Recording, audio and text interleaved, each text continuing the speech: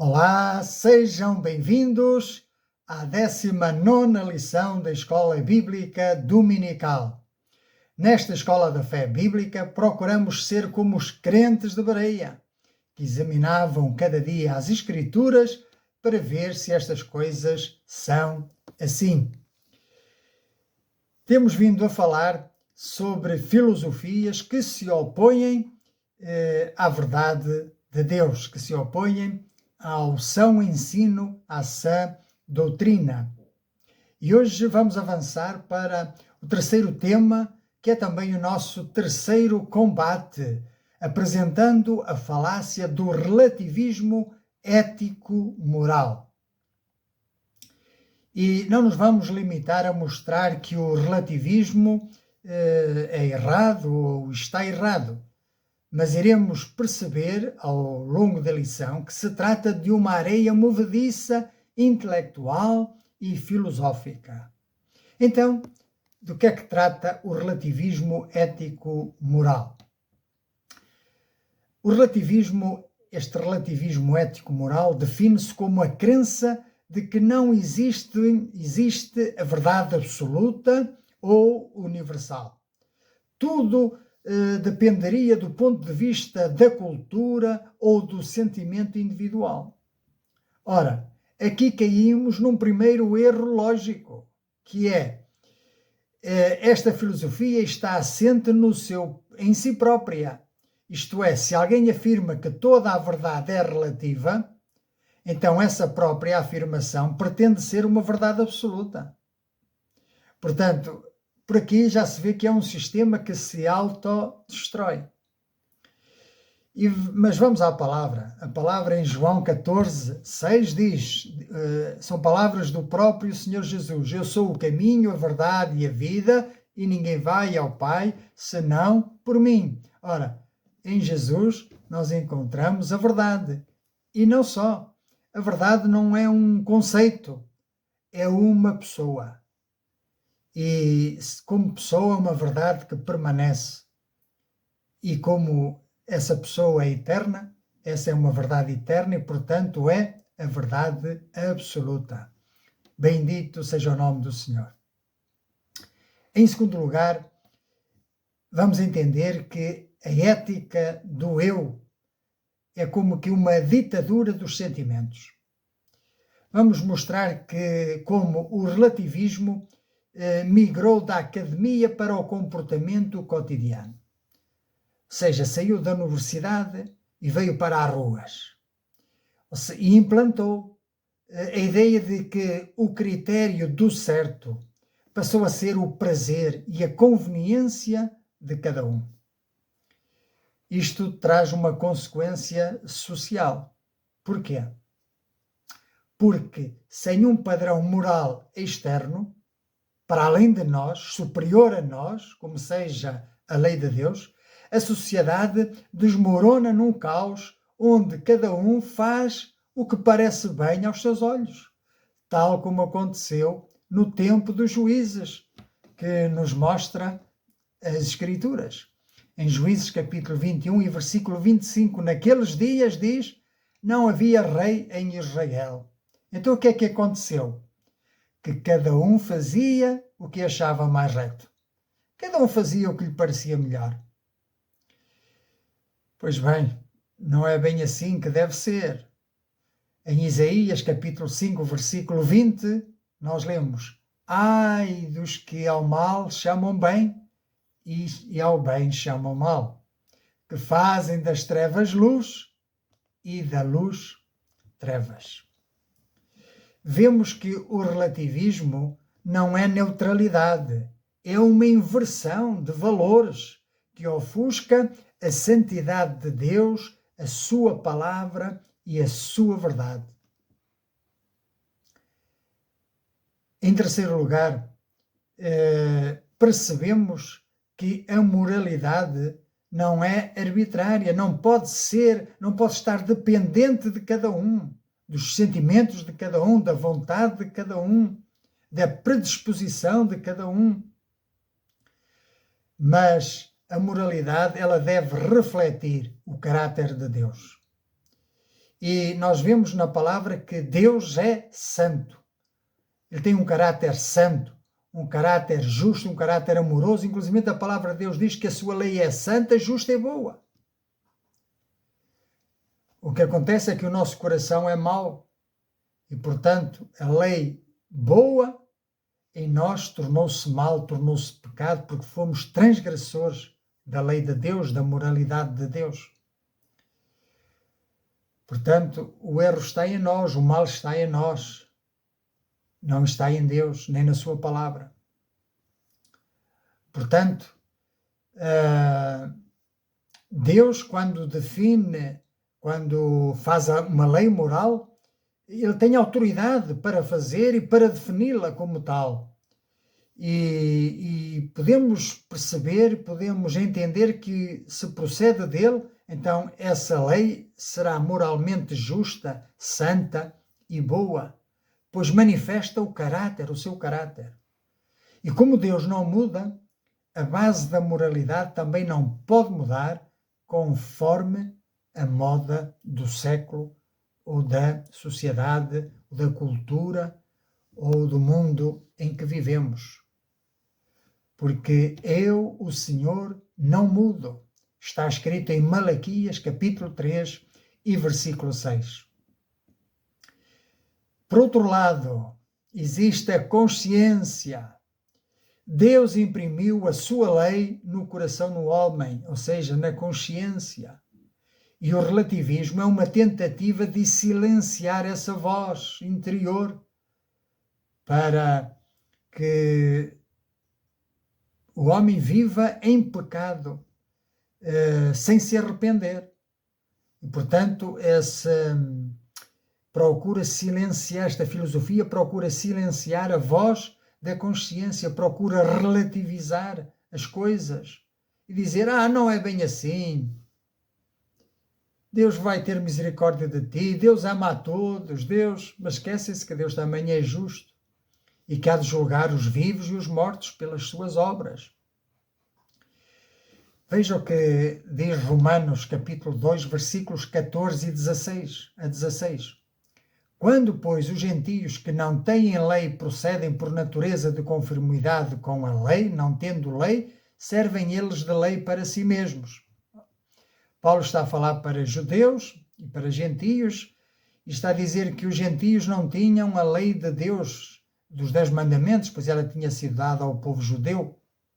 No entanto, ao não mentirem, não roubarem, ao fazer bem ao próximo, eles mostram a norma da lei gravada no seu coração, na sua consciência, testemunhando-lhes também a consciência e os seus pensamentos, mutuamente acusando-se ou defendendo-se. No dia em que Deus, por meio de Cristo Jesus, vai julgar os segredos dos homens, de conformidade com o meu Evangelho, dizia o apóstolo Paulo. Portanto, todos nós teremos que comparecer perante o tribunal, perante o juiz dos vivos e dos mortos. Portanto, esta é que é a verdade, uma verdade absoluta e não é uma verdade relativa. E desta verdade não podemos fugir. Bendito seja o nome do Senhor. Esta é uma verdade que fica firme, que não anda ao sabor das ondas, mas é uma verdade firme. E nós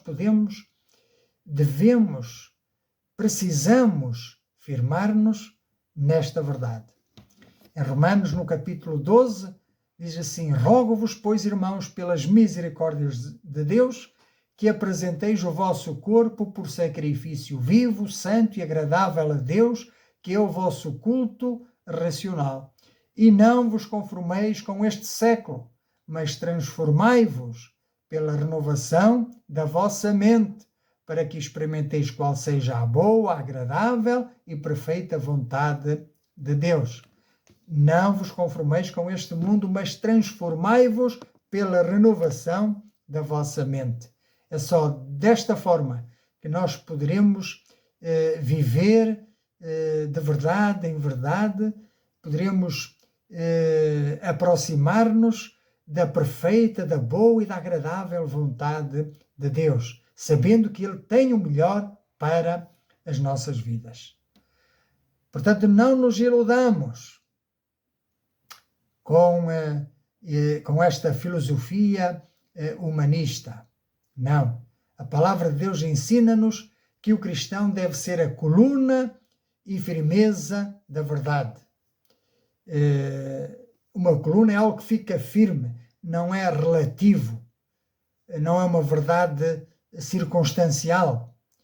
Portanto, esta firmeza deve ser manifestada em espírito de mansidão, combatendo o erro, com argumentos sólidos, mas com amor, visando a salvação daqueles que estão perdidos na confusão moral.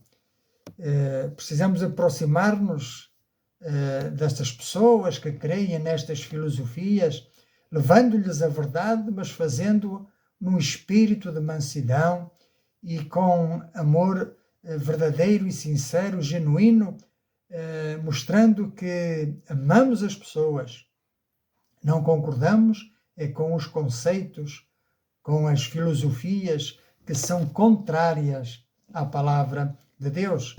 Veja o que diz Efésios capítulo 4, versículos 11 a 16, que ele mesmo, o Senhor, concedeu uns para apóstolos, outros para profetas, outros para evangelistas e outros para pastores e mestres, com vistas ao aperfeiçoamento dos santos, para o desempenho do seu serviço, para a edificação do corpo de Cristo, que é a Igreja, composta pelos crentes, até que todos cheguemos à unidade da fé e do pleno conhecimento do Filho de Deus, à perfeita varonilidade, à medida da estatura e plenitude de Cristo, para que não mais sejamos como meninos, agitados de um lado para o outro e levados ao redor por todo o vento de doutrina, pela artimanha dos homens, pela astúcia com que induzem ao erro, mas seguindo a verdade em amor, cresçamos em tudo naquele que é a cabeça,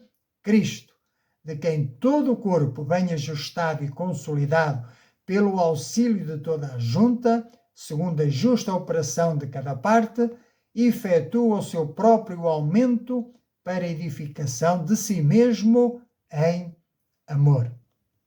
Tudo deve ser feito em amor, com amor e por amor à verdade.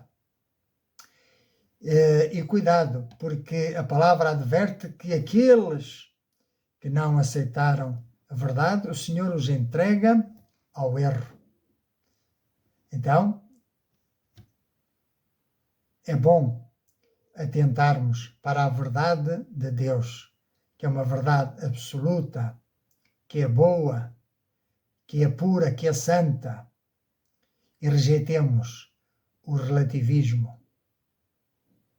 Em suma, o relativismo é uma filosofia que apresenta uma estratégia de desconstrução da autoridade bíblica, substituindo o assim diz o Senhor pelo eu acho que, eu penso que, se calhar o melhor é ir por aqui ou talvez por acolá.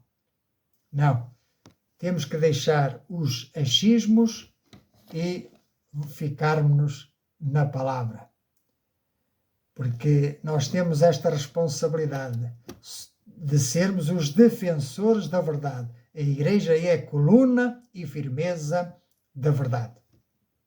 Bendito seja o nome do Senhor. Chegamos então ao nosso quarto tema e é, portanto, também o nosso quarto combate, onde iremos apresentar a falácia da ideologia de género. A ideologia de género defende que o género é uma construção social e não um facto biológico. Argumentam que a identidade de género é fluida e independente do sexo biológico, focando-se na autodeterminação. Esta ideologia é uma tentativa de desconstrução da ordem criacional divina. E, portanto, vamos então detalhar esta ideologia, estes pensamentos e vamos desconstruir, vamos mostrar a falácia desta filosofia. Em primeiro lugar, temos um problema na sua raiz, não é? Que é a desconstrução da criação. O que é que isto quer dizer?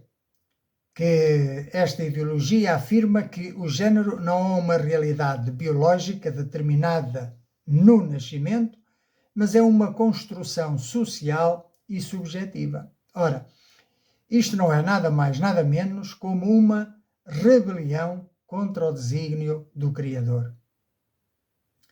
Pois em Gênesis, no capítulo 1, versículo 27, nós lemos: E criou Deus o homem à sua imagem, à imagem de Deus o criou, homem e mulher os criou. Outra tradução diz: macho e fêmea os criou. A distinção entre homem e mulher não é uma opção cultural, mas é uma marca da sabedoria de Deus na natureza humana. Negar este binário de género é tentar corrigir o próprio Deus.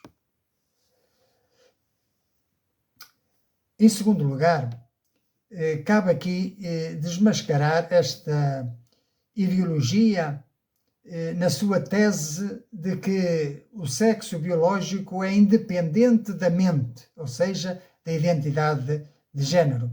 E criam assim um dualismo em que o pensamento é aquilo que eu sinto vale mais do que a realidade física que Deus me deu.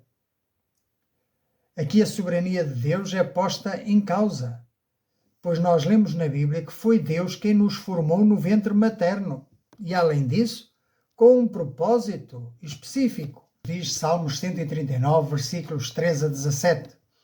Pois tu formaste o meu interior, tu me teceste no seio de minha mãe. Graças te dou, visto que por modo assombrosamente maravilhoso me formaste. As tuas obras são admiráveis e a minha alma o sabe muito bem. Os meus ossos não te foram encobertos quando no oculto fui formado e entretecido como nas profundezas da terra. Os teus olhos me viram a substância ainda informe e no teu livro foram escritos todos os meus dias, cada um deles escrito e determinado quando nenhum deles havia ainda. Que preciosos para mim, ó Deus, são os teus pensamentos e como é grande a soma deles.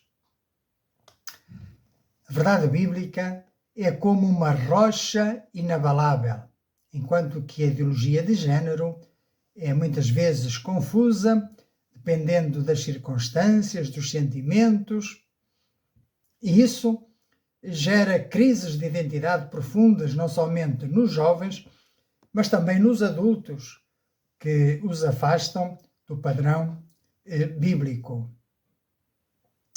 Por isso, precisamos compreender agora que a ideologia de género não afeta apenas o indivíduo, mas acaba por desestruturar a família tradicional, que é a base da sociedade e é um reflexo da relação entre Cristo e a Igreja, conforme nós lemos em Mateus capítulo 19, versículos 4 e 5, o próprio Senhor Jesus reafirma a ordem da criação, ao dizer: não tendes lido que aquele que os fez no princípio, macho e fêmea, os fez? E disse: portanto, deixará o homem pai e mãe e se unirá à sua mulher e serão os dois numa só carne. Veja, o próprio Senhor Jesus, que é o caminho, a verdade e a vida, fala de macho e fêmea, homem e mulher. Portanto, isto alerta-nos para o facto de, ao relativizar o género, dissolvem-se os papéis de pai e mãe, comprometendo o ambiente ideal para a educação dos filhos, os quais serão as próximas gerações. Portanto, como cristãos, qual deve ser a nossa atitude, o nosso papel? Pois devemos ter uma atitude mansa, aberta, não destilar ódio nem violência, longe disso, mas sermos sensíveis, ao mesmo tempo estar seguros da verdade e apresentá-la com amor. Apresentar a graça de Deus, apresentar o Cristo que transforma, o Cristo que dá nova vida, novo sentido, que dá uma nova identidade. Portanto, é importante não nos esquecermos de que muitos dos que defendem ou vivem esta ideologia estão em sofrimento e confusão espiritual. Portanto, devemos apresentar-lhes a Cristo que restaura a identidade perdida. Por outro lado, somos exortados a não nos comprometermos com o erro, não nos conformarmos, não nos misturarmos. Romanos 12:2 diz: e não vos conformeis com este mundo, mas transformai-vos pela renovação do vosso entendimento.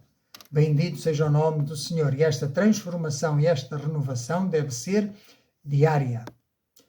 Em resumo, concluímos que a ideologia de género é uma falácia antropológica, porque ela promete liberdade de ser o que se quiser ser, mas acaba por escravizar o homem numa busca interminável por uma identidade que não lhes dá sentido de vida, não os torna mais felizes, porque a verdadeira identidade e a verdadeira felicidade só é encontrada em Deus. Bendito seja o nome do Senhor. Na perspectiva cristã, fomos criados para refletir a glória do Pai, através da obra do Filho e na santificação do Espírito Santo no nosso dia a dia, respeitando assim a forma como Ele nos designou, respeitando o propósito para que fomos criados. Bendito seja o nome do Senhor. Apeguemo-nos, portanto, aos princípios bíblicos para não sermos enganados por teorias que tentam mudar a verdade de Deus em mentira. Atentemos para o que nos diz Romanos no capítulo 1, versículos 22 a 27. Inculcando-se por sábios, tornaram-se loucos e mudaram a glória do Deus incorruptível em semelhança da imagem de homem corruptível, bem como de aves, quadrúpedes e répteis. Por isso Deus entregou tais homens a imundícias pelas concupiscências do seu próprio coração, para desonrarem o seu corpo entre si. Pois eles mudaram a verdade de Deus em mentira, adorando e servindo a criatura em lugar do Criador, o qual é bendito eternamente.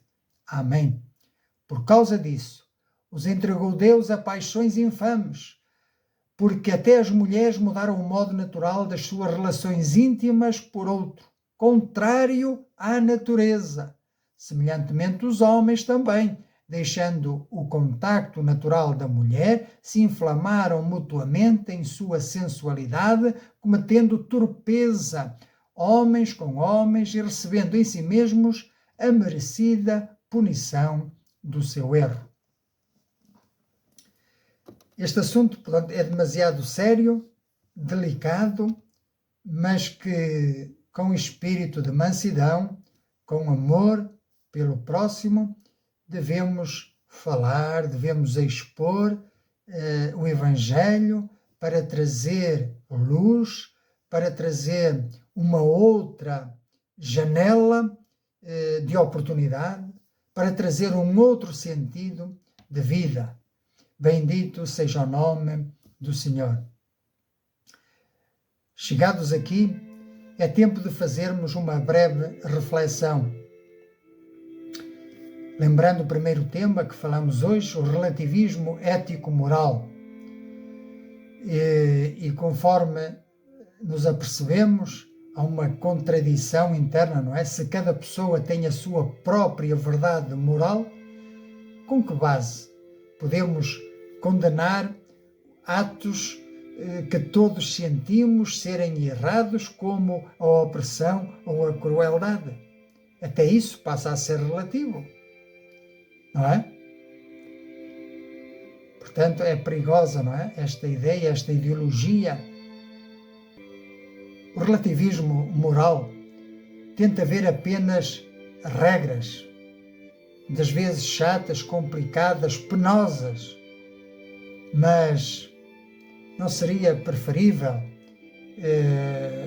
olhar para as leis morais como o reflexo do caráter de um Deus que é santo, que é amoroso, que é justo, que é bom, que é perfeito?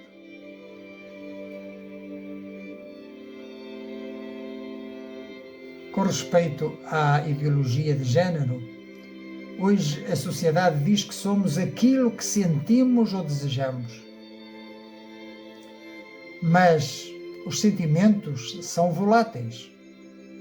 Já pensastes no peso que é ter a responsabilidade de criar a sua própria identidade desde o zero, em vez de a receber como um presente de quem te desenhou?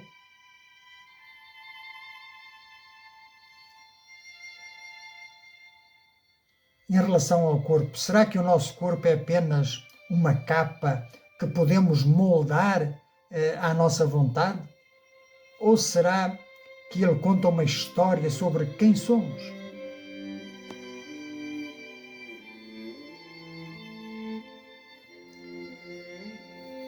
O Evangelho afirma que a nossa maior crise de identidade não é de género, mas de separação do nosso Criador. Quando Jesus diz que nos conhece pelo nome, ele oferece uma pertença que não depende da nossa performance ou perfeição ou de como nos apresentamos ao mundo.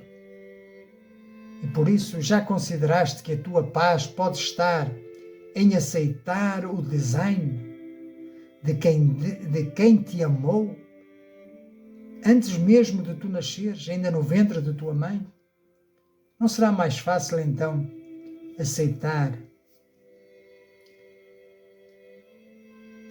o propósito que Deus tem para a tua vida?